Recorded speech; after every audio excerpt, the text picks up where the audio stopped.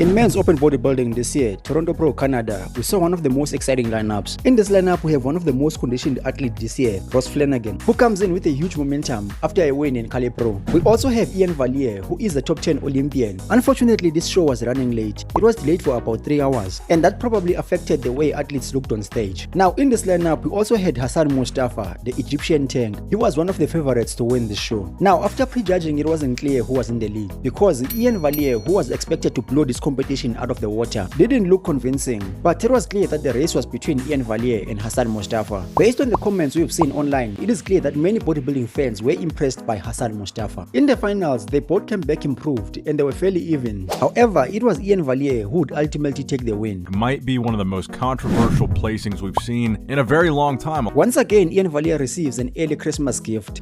I mean, early Olympia qualification. We have to give credit where credit is due. Iain Valliere won this show with a perfect score. And I completely disagree. One thing we can all agree on is that Iain's posing was better than what it was at the Olympia. And his back improved a little bit. However, his chest and triceps seemed to be disappearing, and his conditioning was just okay. We didn't see that Iain trademark conditioning. Finishing in second was Hassan Mostafa. He was complete and very impressive. He was confident and displayed tremendous stage presence. His conditioning was comparable to Iain's, and he had no missing body parts. Hence, it is baffling how Iain got a perfect score. Hassan's midsection control might have hurt him a little bit, because he seems to be losing it during the transitions, but he did very well to control it when he's holding the poses. Even during transitions, he did very well. He didn't completely lose it, which is why a lot of people believe he should have won. Based on what we have seen at the Toronto Pro, we might have a different outcome between these two at the Olympia. Finishing in third place was Ross Flanigan. His conditioning was on point, and in my opinion, he was better than the Cali Pro. However, his lack of size was exposed when he was standing next to Iain Valliere and Hassan Mostafa.